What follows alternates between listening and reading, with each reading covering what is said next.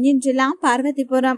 ఈ నెల 12న స్వామి వివేకానంద జయంతిని పురస్కరించుకుని నేడు పార్వతీపురం ప్రభుత్వ జూనియర్ కళాశాలలో కేంద్ర రాష్ట్ర ప్రభుత్వాల ఆధ్వర్యంలో యువ ఉత్సవ కార్యక్రమాన్ని సెట్బీచ్ ఆధ్వర్యంలో ఘనంగా నిర్వహించారు.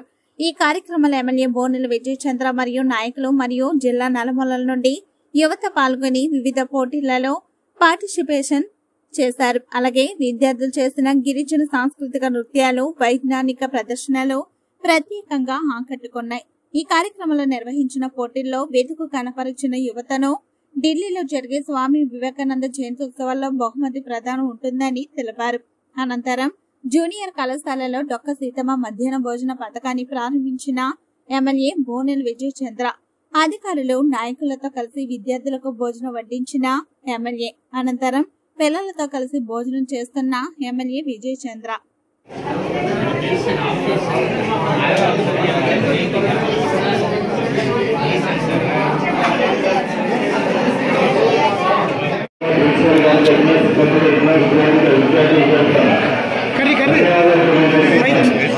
సార్ ఒకసారి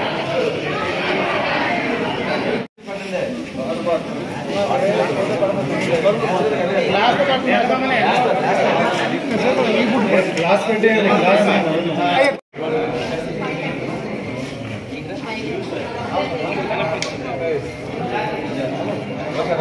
నువ్వు ఓకే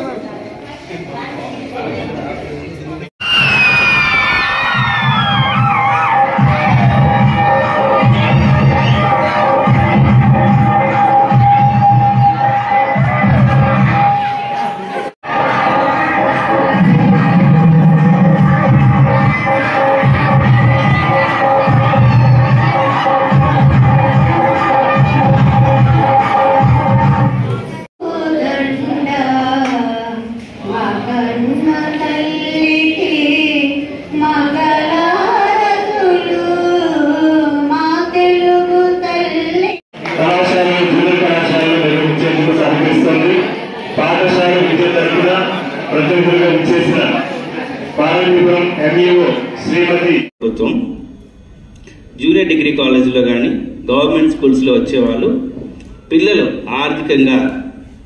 ఆర్థికంగా వాళ్ళకున్న ఇబ్బందులు బట్టి ఒక ఆలోచన ఇంతకు ముందు ఏ ప్రభుత్వం చేయని ఆలోచన ఇప్పుడు ఎన్డీఏ కూటమిలో చంద్రబాబు గారు అలాగే లోకేష్ గారు అధ్యక్షతన రేపటి తరాలను ఎలా తీసుకెళ్ళాలి వాళ్ళకు ఒకే ఒక ఉద్దేశం పెట్టుకున్నారు.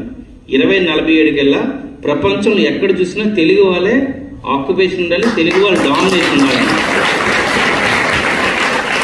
అలెగ్జాండర్ వరల్డ్ని కాంకర్ చేశారు అన్నట్లు 2047 కల్లా తెలుగోడు ప్రపంచాన్ని మొత్తం కాంకర్ చేయాలనే ఉద్దేశమే.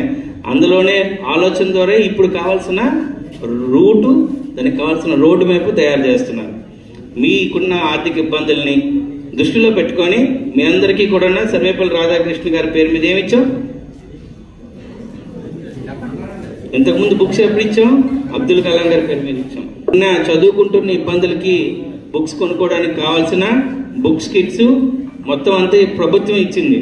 ఇప్పుడు కూడా మీకు భోజనం కావాల్సిన ప్రతిదీ కూడా ప్రభుత్వం ఇస్తుంది. రేపు ఆల్రెడీ ప్రిన్సిపల్ గారు అందరూ కూడా అడగడం, నాతో పాటు 2-3 ఎమ్మెల్యేలు కూడా మొన్న కలిసినప్పుడు మీ అందరికీ కూడా 2 జతల యూనిఫామ్ విత్ షూస్ కూడా ఇవ్వాలని ప్రభుత్వానికి ఆల్రెడీ రిప్రజెంట్ ఇవ్వడం జరిగింది.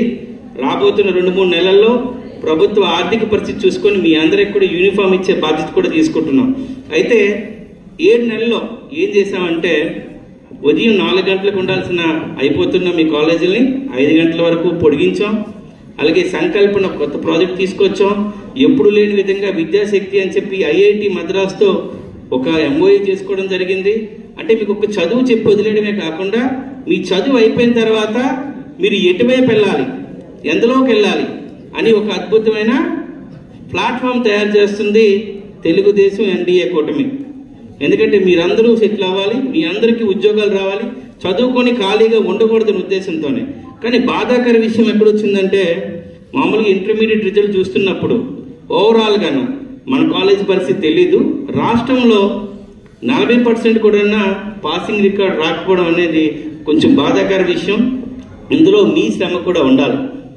మన ఓన్గా శ్రమించాల్సిన అవసరం ఉంది. ఇప్పుడు మీకు కావాల్సిన పుస్తకాలు ఇచ్చాం, మీకు కావాల్సిన భోజనం పెడుతున్నాం.